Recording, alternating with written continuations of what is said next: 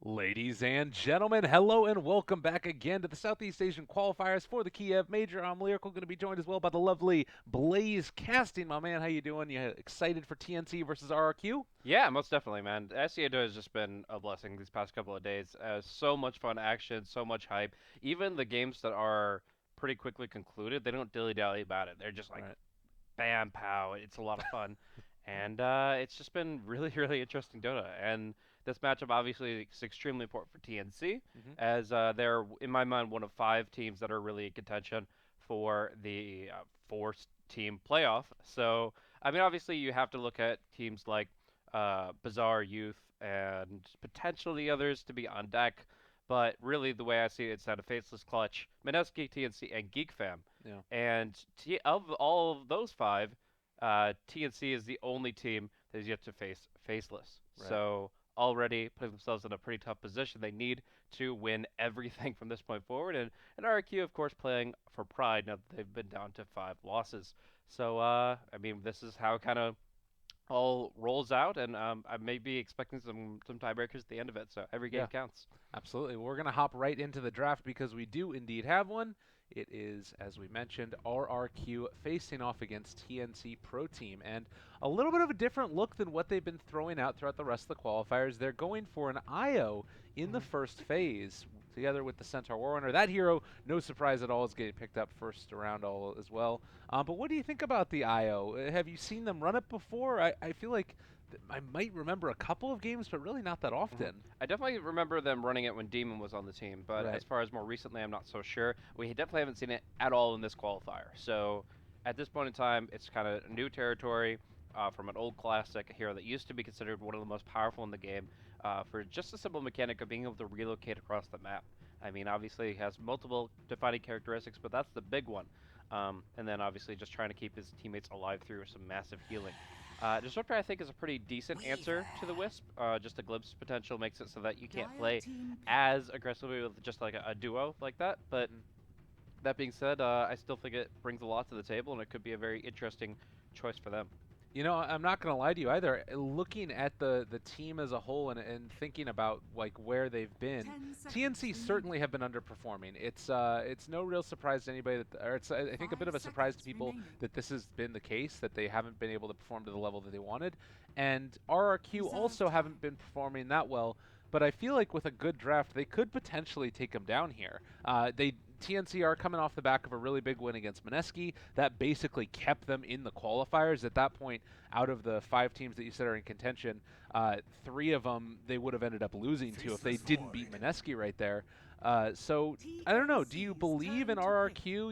You said that you've known them for a long time. Do you think they can take down TNC? I mean, they're definitely capable, but the way that we saw them earlier today, the gameplay that they were bringing to that particular matchup, I don't feel like they're presenting their best foot forward. And as a 10 result, I think that seconds they're at an remaining. extreme disadvantage here. In general, like, I mean, it's fine that they're 5 doing things, seconds drafting a little remaining. bit differently. They opened with two supports, which is generally something that you don't want to do because it Reserve makes time. a lot of your disables very transparent. It makes it very clear what you're capable of out the get-go, and you don't have as much room to counterpick. But I mean, I feel like the biggest issue won't really even come down to the draft. It'll come down to them getting their skills off the way that they intend to, and just coordinating, and communicating, and playing around the team as skilled as TNC. Dire team pick. And now taking the OD to pair together with that IO, a devastating combination, but it does leave them lacking perhaps a little bit in disable. Taking an IO just inherently is going to do that. They solve the problem by taking the Centaur, but now both of their cores, I 10 mean, Astral seconds Imprisonment is remaining. sort of a thing. Um, I don't know. I'm a little bit 5 possibly seconds thinking about remaining. that as a way to punish this play. Traditionally, heroes like a Storm Spirit or something Nyx might be a way to do it. They're Assassin. going to take a Nyx Assassin for now. I guess Void also can take TNC's advantage of the turn lack to of disable. ban.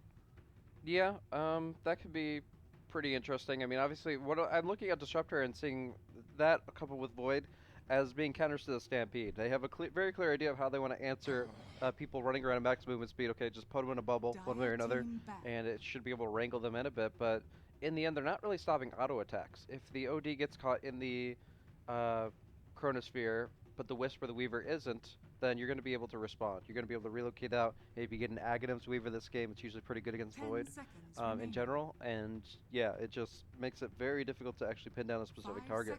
From there, they don't have any way of preventing him from auto-attacking, especially when he gets a BKB. So Nyx Assassin, I feel it has to do pretty well in his early stage, and Void has to garner a lot of momentum in the safe lane. All right. We'll have to see if they're capable of doing it. Nyx Assassin has always been a nice counter to the OD in general, but it does also leave them perhaps a little bit lacking. As you mentioned, if he doesn't have a good time in lane there, you don't get the right amount of farm to start with, and then you're a very slow hero meandering around and end up running into trouble. But Silencer is going to be the last pick. I love this one. I'm usually a big fan of Silencer. I think that he's a very powerful hero, brings a lot to the table in general. Not the biggest fan in this context. You've already got a silence from the Disruptor. You're not really worried about spells from anybody but the Weaver too much. The Wisp is always going to be far enough away. If he's using his tether defensively or his relocate defensively, he's always going to be having enough distance that he can always tether in and relocate that way. So, like, yeah, you could try to predict that in global, but it's really hard to time that.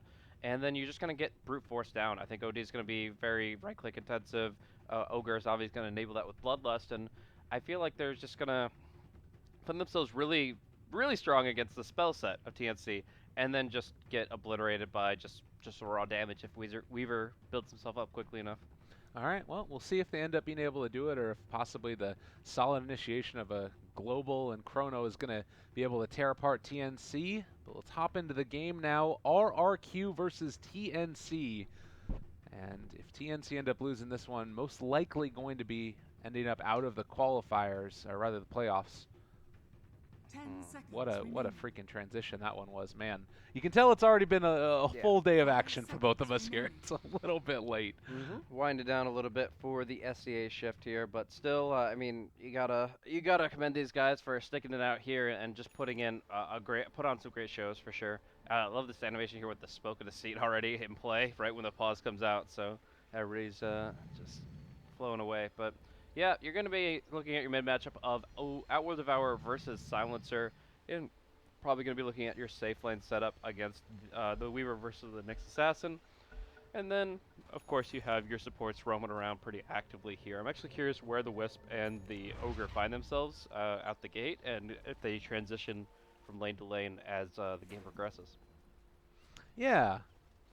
I think that we've seen Wisp be able to make like a lane that would otherwise be a little bit tough just so hard for anybody to deal with.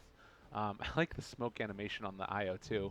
It's like, yeah, can you barely tell that he's smoked up there? But yeah, it feels to me as if this is a hero that can allow you to get more aggressive. Traditionally, like a Bat Rider or something, you would see them run in and then make that lane all the stronger.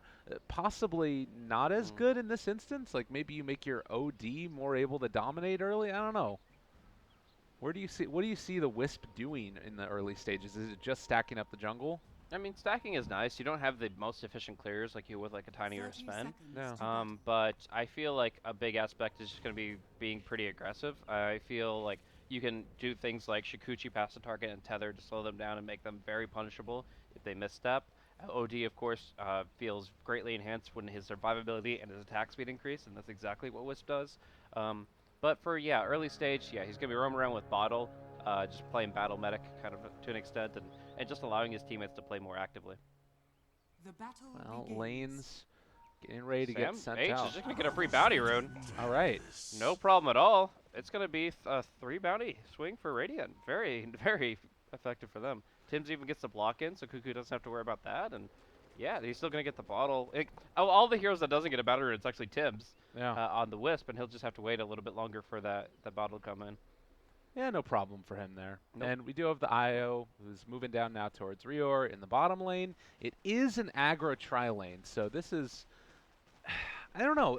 I guess that they're going to have to focus the IO no matter what. Like, no way you're going to be able to bring down the Ogre in this lane with IO regen around. Do you think that they can burst through this little Wisp, though? So there's ways to look at it here, and we're going to see Raven get some damage in against him. But I'll talk about that more as we see this fight kind of devolve, and it just both guys heading back and forth. So first of all, Wisp is really bad in tri-lanes. He doesn't bring enough to the table until he gets a little bit more in terms of levels. Would love to get some more experience, do some little like mid pulls type stuff. Doesn't get that opportunity here as he's stuck down bottom and pretty much babysitting. He's also one of the worst supports in terms of just direct trades. But when he's at level 1, you actually don't do any damage to Wisp. You leave him at 100% HP so that he can't heal anybody, because Wisp doesn't heal anybody if he's full health. So they're harassing Raven and targeting him specifically. Then, when Wisp is level 2 and he has Overcharge and can self-inflict, that's when Wisp becomes the target priority and just gets nuked down. And actually, he's actually exposing himself intentionally. He's like, oh, I can now Tango Raven and heal him up. Yeah. So there's a lot of times where Wisp will straight up just stand there and get auto attack just to be able to heal up their allies a little bit better. Yeah, or go into the jungle maybe as another option for it. They're still applying a lot of pressure here, and so with that bottle, it feels like TNC, they're comfortable in this matchup, but they're going to have to react quickly to make sure they don't get nuked down. Still no real problem of it since Fade Bolt is only level 1, but mid lane, the CS battle, kind of going back and forth, but maybe a little bit OD favored at this stage. He's going to actually have a whole creep wave here as well, so he's already ahead. He might become further ahead off the back of this. Actually, going to be time dilation coming out on the Weaver. Does not have a Shikuchi out of here. Great counterplay coming out, and that's going to be the first blood. Nicely played. Io heads out for a second, and no regen. They make it work. Very Tims. nice. Yeah, and that time dilation is just so strong against heroes with reliant on these spells for mobility. He knew exactly where this Shikuchi was going, so he just hits an AoE, and yeah, you can't do things like anti-mage or quap blink, but in this case, Shikuchi is the spell that he needs, and yeah, it's a very, very effective pickup for them. Yeah, neat too, because you tend to see more often than not for a Void going for the bash points instead, thinking that that's going to be value, but taking this, recognizing the importance in this particular lane, very nicely played.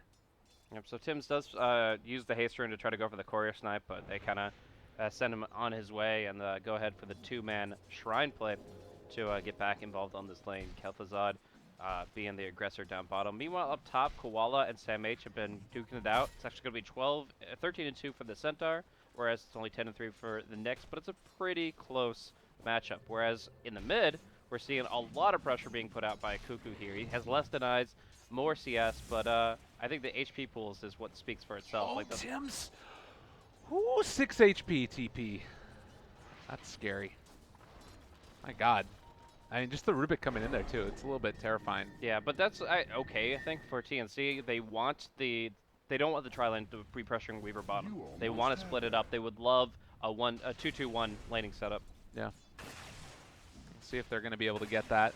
Still Raven kind of getting hemmed in here in this lane. Void is leading the CS so far, 23-1, compared to his counterpart, the Weaver, who's just sitting at 15. And it doesn't feel like this is going to change unless the Wisp is able to pull that attention back towards mid again. Siabi's still farming away, happy as a clam. They spot Tims with this nice ward. And a regen rune? Are they going to be able to get the deny? Tims ends up denying it, okay. Yep. So as it stands, Raven hasn't been able to get too much farm down bottom. 15-1 is okay, but not nearly as high as Kel'Thuzad's 25-2. And he's mostly just been focusing on the combat aspect of this lane, where he's trying to get involved. He would love to get a kill, but I mean, the only target you can really go on here is the Rubik. They're poking down Disruptor, at least burned all his regen, but Eden's still going to be an okay position as long as he stays back. Yeah. Normally you would imagine an Ogre ends up having a better time in a lane like this as far as being able to bully people around, but not really feeling comfortable with it after they're already gotten level 3 on all these heroes. They've just taken pretty bad exchanges, and there's a lot of nuke damage that can come out from the Rubik and Disruptor at this point in time. So it just feels like whenever he goes forward, they don't really have anything backing it up. The Wisp does so little damage without Spirits, and he's still only level 2, and the Weaver just not in a really great position to do anything more than just poke and prod. All right, so now level 4 is up for the Void. He has those 2 points in Time Lock, lowering down the cooldown. They're going to move forward, see if they can make something happen on Zephyr, the kinetic field. Everybody's stuck in it, but does look like they might be able to bring down Raven, possibly. Right clicks, it's not nice quite in range. They pull him back in, and well, Eden might end up falling down as well. There's so much regen coming in from this Io, and they lose 2. A huge loss for RRQ. Yeah, that would have been very risky for Raven, except for a very nice hit. No! What? No! What? He just stands there, gets Fade Bolted, doesn't expect Rubik to be up so quickly, but that's a level 3 hero. All right, TNC. Respawning, teleporting, killing. I stood. I just like it took me like a second. I'm like, okay, well he's still here, and the Rubik's just walking up to him. And Yeah. obviously at nighttime he didn't see the Rubik, but And you gotta denied expect something. Haste. Oh, they wanted that one. Oh boy. Yeah. So yeah, Raven, I was about to say, narrowly escaped that situation thanks to a very effective use of the Stampede, as the Centaur wins out a bit on the top lane, gets his level 6 faster, and they get more involved bottom, but, I mean, it's all for naught when he just gets gunned down anyways, and Rubik picks up an early Arcanes. Yeah, and this is going to make the lane even more difficult to deal with for Raven. Granted, you don't even have to necessarily keep these heroes down here. You've got Kel'Thuzad enough farm that he can make give room for the supports to start moving around the map themselves. And it does look like that's what they're doing. They're going to pull back in this Centaur in a second if they wanted to. Yeah. Or just drop down the kinetic field and, well, return damage being dealt to Oh, he get might the get the proc. return. Maybe going to be able to Just pull him go back. for it, go Goes for it. the kill, possibly. No, Sam H. Alive on 40 HP, and Koala maybe a bit too afraid of that one. Oh, is the Rubik going to do it again? 4-man shield. Did they and go Ring back of in? Health. Nah, doesn't end up working out that way, though it would have been just glorious if he could. But yeah, no, the Ring of Health and the 4-man shield, he's actually really tanky and is able to soak up all of that damage, nearly gets a return kill under tower. So there we go, and beyond that, the only one really doing well right now for TNC is Cuckoo. He's been having a pretty good landing phase, been able to make the most of this infused raindrops to deal with some of the harassment damage from the silencer, and it's just been very, very active down bottom, or in the mid.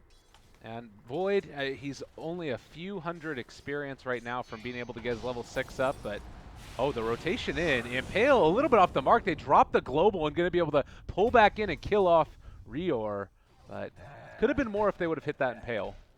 Yeah, but all the same, I mean, just getting a global out really quickly, it's actually one of the big benefits of level 6. It might be a solo kill. No, Cuckoo doesn't commit for it whatsoever. And that's just going to be that. I do feel like, yeah, when you have a silencer, you want to start getting that cooldown rolling very early. I've talked about this a lot when we've seen support silencers, but even more so with cores. This cooldown is a huge aspect of your hero. This ultimate, you want to expend it to win fights, to win exchanges over and over and over again. And I think it's just very pertinent that he was able to drop it at such an early stage of the game where he's able to net a kill on the bottom. Yeah, they're going to actually end up going in onto Tim's instead. The Impale hits, one more hit. Kel'Thuzad picking that one up. Almost has his Helm of the Dominator now. You take a look at his farm, and he is definitely top of the mark. Granted, Centaur is right there with him, but I don't know. I feel like this is a good place to be in at this point. Oh, the turnaround! Koala misses the Impale, but still can make something of this, I do believe. Stampede away? No, can't quite get it. Really nice decision there with the Carapace. Good timing. Yeah, sees it coming a mile away. And now we're actually going to see down bottom pressure coming in. Time dilation on the Weaver. Chrono.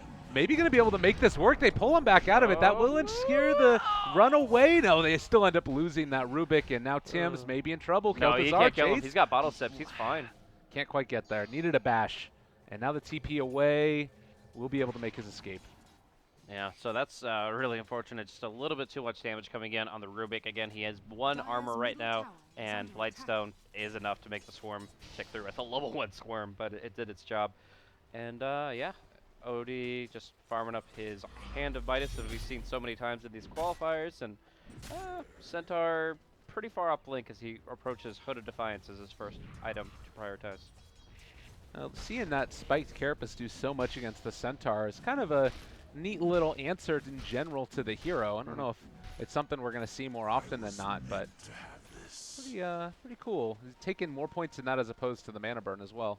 Yeah, I think the fact that you want to match the cooldown pretty well. Obviously, Double Edge is a relatively short cooldown, 5 seconds.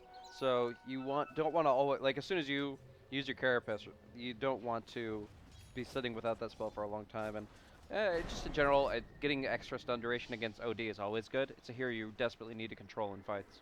Yeah. So Rubik, in the meantime, will be soaking up experience almost at his level 6, but the movement right now is in towards mid where they have a Vendetta ready to go onto Cuckoo. They're going to pull him back into this one now, and Should be able to get the glimpse. He's going to well, drop at static least it stone. delays it, and they're Okay. gonna go for the relocate. All 4v3.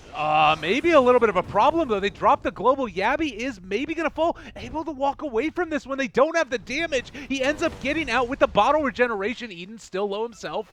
Are they gonna be able to find this kill onto the Weaver? Time lapses back the other direction, and they can't quite find the Impale, but nonetheless, they take down the OD. Yeah, I mean, obviously the glimpse there, the imprisonment will only delay the effect of the glimpse, and so he will still end up in that tough spot. They make the call to try to make the most of it, go for the relocate play in the middle, and it still just doesn't accomplish enough. That global silence, very effective at shutting down the counterplay. So they end up getting that fight successfully accomplished in the mid, and then of course taking down the Void down bottom. Zephyr also has Stampede here, which is quite a nice pickup for him. And does also look like across the map, like the vision that you've been able to get for RQ, it's very defensive. There's one ward that's over here by the tier 1 tower, but it's still helping them out a good deal. And the ward vision from TNC, they don't quite get the D ward here, as actually up on this high ground instead. Yeah, so still, I mean, it feels like we've been in the laning phase for a very long time. No tier 1s being pressured too heavily. Nyx has rotated a bit, and obviously the Wisp action has been pretty effective, but for the most part, the laning configuration has been very static. Now there are pinks coming out here, Sentry Observer in a position where they can see the Nyx coming, and now they can either try to set up for it or just play it back. Yeah. Don't want to probably overextend there, and they will spot out Reor. He uses the Shrine. This might signal that they could try and go for Sam H up in the top lane, possibly, or just kill off the Ogre, who is might take a couple too many hits. Stampede there as well. They end up going for the Astral to save his life, but everybody's out of there for the moment. TP's now coming in to fight this if they do go up high ground. Oh, but Ogre cast one too many spells. He's actually going to be going down here. Last tick will kill him off. Does not TP home. Just goes down. Did not expect it to be doing that much damage to him, but the Silencer has enough intelligence right now, and of course his Arcane Curse at level 3. It's just going to be him dropping despite the heavy HP regen. They got Chrono. Could just drop this onto Sam H's head here. Also have, well, they don't even need it actually. They have a Dark Troll Summoner. This should still be able to be a kill. They throw it out, drop it down, impale onto one. This is Cuckoo in the trees, has his ulti as well. They drop the Global Silence. Sam H in trouble, right clicks. The pipe is keeping him alive, rather the Hood of Defiance. But he is eventually going to fall, and now looking for more. Cuckoo left alone, separate from the rest of his team. They drop the ulti, but Tim's now the one to turn upon, and he is going to end up falling himself. They get the silence down onto Raven. He's going to drop. Cuckoo left completely alone now and trying to see if he can take down Kel'Thuzad. It's not going to happen. 4 dead for TNC, and RRQ has just been all over him. They are not even going to get the kill onto Yabby. I can't believe it. That level 1 Fire Blast. Oh, give him the int. He's just going to take the int as well. Why not? Of course. Just devours it. Now up to 8 himself, but that was just brilliant execution from RRQ. Knew exactly what they were capable of in this situation. Getting the 2-man Chrono, allowing them to kind of deal with the OD on the side, and then the static storm follow-up that they really needed to make sure that time lapse didn't come through. So Raven dropped so quickly. A Weaver this far behind is going to be in a really tough spot to carry the team on his shoulders. Like, the OD isn't going to be breaking towers. He's going to be in trouble when the silence is in place. So I really do feel like TNC were relying on the Weaver getting more out of this early game, and now they're actually in a really tough spot. And again, just for context, everybody, this is the game where if you lose as TNC, you still have to place off against Faceless, and you're right on the brink of being knocked out of the playoffs. I don't know. They have to pull something together here. What does it need to look like? What's the big... You talked about Weaver getting more farm. Is it also maybe just like this Blink Dagger for Centaur that gives him the space to farm? I mean, they're looking for opportunities, right? You saw Ogre kind of like, it seemed like he was randomly running through the Dire jungle, but it was because he was trying to set up a relocate play. He's like, okay, one Ignite Fire Blast, and then that's a relocate kill. But at that point in time, they had to deal with the Stampede from Zephyr, and it just got ugly. And they need to find another play like that without any response, so either global or a spell skill. Kel'Thuzad on top of him, dropped low, able to, well, he's caught in the imprisonment, tried to go for the TP, they're caught now. Nah, it's not enough. It's okay, it's fine. The damage from the Astral Imprisonment was just enough to make sure that he would be killed off and there wouldn't be a potential to jump out. And now it's going to be Disruptor that gets picked up instead. Okay, this is the way to pull it back in. Eden's going to drop. I was wondering if maybe he could have gotten out of there with the Time Walk. It looked like he went for the sort of double muscle flex for the Chronosphere. I thought he actually just died instantly. I wasn't. I'll have to double check. Or back on not that, when he came out of the Astral, before he went into the Astral. Gotcha. Yeah. All right. I also think if you spam Magic Stick hard enough, items can take effect before the imprisonment takes you out of it. I'm not 100% certain on that though. That the timing is very weird for a lot of those like banished spells. Yeah. So Tornado is a very common one that people survive by using items. But either way, I don't know if Magic Stick would have been the game changer here. It's just it's TNC bringing back the kill score a little bit, and they need to really focus on taking advantage of their mobility. They have Shikuchi, Relocate, Stampede. They just, again, need to send in the Clown, send in Ogre, and just allow him to take things up without getting picked off too easily. You just call Ogre a clown. I can't believe it. It's blasphemy, I tell you. Sam H in the meantime up on the high ground. They do still have the blink if they wanted to go in, but a Chronosphere is available. Also worth noting, we haven't talked about Nyx Assassin has his Hand of Midas, so he's going to be able to scale into the later game as well. And they're actually all in the area right here. The wrap is coming from Zephyr, but it's just going to scare him off. So, yeah, the dagger, Blink Dagger on Rubik, as well as just a lot of item progression coming out from the Silencer. I really do feel like RRQ are just on a hot streak right now. They're going to be able to move very quickly into the mid-game where they can take a lot of good fights. I mean, you look at the Silencer, you don't get to see Core Silencer often enough, but getting the Force Staff, Rod of Atos here, like, you're able to just lock somebody down, make it so they can't do anything in return, and then just put huge amounts of damage into him as he starts to max out these Glaives of Wisdom. Yeah. And you have OD going for these defensive items, trying to get into a Hurricane Pike. It's sort of an offensive item as well for him. But I feel like it is also that problem that you talked about of the Weaver not really having that damage there. He's going back for a Lincoln Sphere now, which again, it feels like it's the right option in a lot of ways, but it doesn't deal with the Global Silence. Exactly. They don't have any real items to deal with it at all. No, it's just the unfortunate fact of the matter is Silencer is actually quite effective against the Weaver here, and it's actually going to be a quick pick here on the Rubik. Global kind of wasted, but up top, no, just TPs. So, I mean, they're going on to Sam H. Oh, Disruptor TP'd right into this Ogre, and a little bit scary. They do have Sam H off to the side, up the time dilation, but can't get the Chronosphere out. In the meantime, OD takes the mid-tier 1 here. Cuckoo just cleans that up, no problem. Fortification or not. Raven even going behind enemy lines here, not afraid of anything now that the silence is out. I mean, Chronosphere is coming, but already they kind of just take what they want and leave. And this is sort of the big thing about RRQ. Again, a team that maybe a little bit less disciplined without that international experience that you get from a TNC team who's now gone to a couple of different lands. And Really getting. Yeah, a little bit off the mark there. It would have been a nice one to pick up, but can't quite get there. And now they have a glimpse. If they can get vision, maybe? They are going to bring down Tim's almost. All right, now yeah, he does die to the last word at the end. But OD gets out. Yeah, so they're actually just, I think, rotating to try to grab the tower, but RRQ are able to very quickly reposition themselves and address that directly. So no more tower gold going for TNC's way at the moment, as it is denied by Silencer, at least half of it. And from there, it's just going to be the progression towards the next set of items. I really do feel like Weaver doesn't just want Dragonlance. He needs like some kind of purge, probably BKB. After that, Mantis is actually pretty solid. Never mind. But beyond that, you definitely need the Ags on the Centaur. And then he probably goes for something like Lotus Orb himself.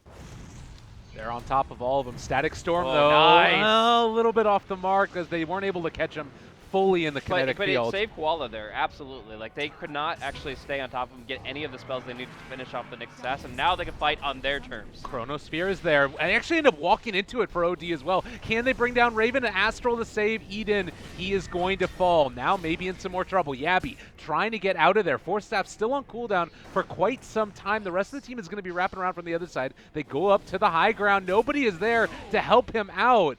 RRQ not able to make it work, and maybe it just shouldn't have been in that position to begin with. And also, it comes down to the fact that Centaur was able to grab the Shrine. I'm not sure if OD was trying to go for some hits or for the Shrine as well, but this Centaur was just close enough to activate it, get some heals on the Weaver, and then they got the self-imprison out. So great reactive play from TNC, and RRQ caught with, I mean, even with their ultimates, still not able to do enough. And maybe it does come down to that fact that the Static Storm had to be used so defensively from the beginning. Yeah. If they didn't have to use the Static Storm to save the Nyx's life there, then maybe they would have had it as a follow-up from the Void ulti, and that could have been something more. And now with both of them down for at least a little while longer, TNC moving into Roche. What was once looking quite bad for them over the past couple of minutes has now turned into a 4,000 net worth swing, and, well, wanted to go get the Aegis, needs to be careful. Yeah, they'll get out of there. Oh, interesting. It's going to be blinking forward, trying to finish off a hero that really shouldn't be addressed in this manner. And even a global just completely wasted. Now Carapace will wear off. He doesn't have the blink yet. He's just dead. What is even happening right now? They seal Stampede, turn it back against them. RRQ are just completely crumbling and falling apart. Why are you fighting into Aegis here? Oh, no. I think they just realized that Roche was happening too late. This is not a lineup that you look at and say, oh, these guys can just kill off Roche. Relocate forward. Yeah. OD, well, he's not going to be able to catch up to him. He's just going to get some blink, needs a little bit more time for the stun, and that he's out of mana. Yeah, another one for him. My God, that was a dumpster fire of a couple minutes if I ever said I one. It's really tough for them. They just completely underestimated what TNC's lineup was capable of here, and we do see, of course, them chasing out the Silencer as well, having nothing left in the tank to get away. He's relying entirely on the Disruptor to help him out, but imprisoned, locked in. Rubik, what can you offer? It's going to be imprisonment the other way. They're all going to die. Like, they just keep on running into this. They're losing all of their heroes over and over and over again. Like, it started with a bad roast decision, but it's ending with continually confusing decisions. Zephyr also in trouble. He is going to drop. No. They lose Koala. They've lost like 10 heroes in the space of 2 minutes. It's actually absolutely ridiculous here. They didn't expect that Roshan would fall so quickly, and that's all right. Like, the Nyx moves in, sees it. It's like, oh, maybe I can snatch. Oh, maybe I can't do anything. And then the fight connects, and it just gets really awkward really quickly. Like, I really do feel it was bad shot calling from the Nyx specifically, because he was the one that was wrapping around the Roche pit looking for a target from behind. He's like, okay, pop global. And then when they pop global, they're like, okay, let's do something with the global. Oh, wait, that's gone. We've done nothing. The Static Storm is not on the OD. Like, what do we do? What do we do? What do we do? And it's just chickens with their head cut off running around. Koala made a bad call, and it snowballed very heavily against them. Well, I can't believe that happened in that way, because they were looking so good up to that point, too. Like, they were moving around the map, always in pretty decent position, and 1 or 2 missed team fights and poor decision-making, and God, that was rough. I mean, we already started seeing the scales tip the other way just from the fight that happened around the lower shrine. TNC already had taken one really good fight, and they got the Roshan for free, right? Like, even if RQ had come a little bit faster, that was still pretty much guaranteed. So just based off of one fight and Roshan, I feel like TNC were getting really in the driver's seat for this game. But following it up with 2 sets of hero deaths, it's just RRQ kind of just handed it right back over. And now things are feeling out of control. They really have to execute perfectly, make the most of every moment that the silences are in play, and actually Cuckoo going in aggressively here should just be able to get the imprison. Well, wanting to find it, he does have that Hurricane Pike, but not quite using it as of yet. Koala there as well. He's going to blink out. It's all right. They're just going to push out the towers now. Top tier 2 should be pretty easy. If RQ fight into it, they're in trouble. All right, Cuckoo, he ends up taking away 1, stealing Astral. There's the Impale. They have Chronosphere if they wanted to use it still. Thinking about going in. Tim's is just perfectly placed over to the side, though. Global Silence comes out. Is it going to be enough? BKB has already come off, but Cuckoo still silenced. So trying to run away is going to be able to make at least the first escape, but then hammer drops. That's 1 dead. Maybe going to be some more as well. SamH continuing the chase. Geez. This is not looking anywhere near pretty, and oh, this is going to end up being a dead Koala. Zephyr going to drop. It's this thing where it's like you gain a positional advantage. You gain a sort of small lead in an Aegis or something like that, but then RRQ sort of deciding to go back into it. I don't Yeah. know. Their draft already, like, they have trouble controlling certain heroes at certain stages of the game, and when OD picks up BKB, that's the main one I have in mind. The game started kind of tiptoeing and trickling away from them just by, like, 1 or 2 bad fights, but then it seemed like it just fell on its face. Like, man, RRQ just dropped flat. Things stopped working for them, and now we have the entire top lane gone. I mean, they just relocated past 2 towers into their base and claimed it as their own. TNC are in, man. 26 minutes, and they have wiped out the entire top lane, taken a dramatic kill lead, and we'll see what happens to the Centaur here.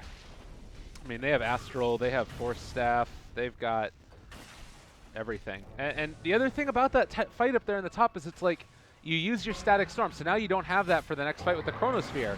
And now Nyx is gone. Kel'Thuzad getting chased down. They've got the Chronosphere, which ends up connecting right on the edge of SamH, but there's no follow-up. So it's used sort of semi-defensively, and now Kel'Thuzad is going to end up getting ran down just over and over again.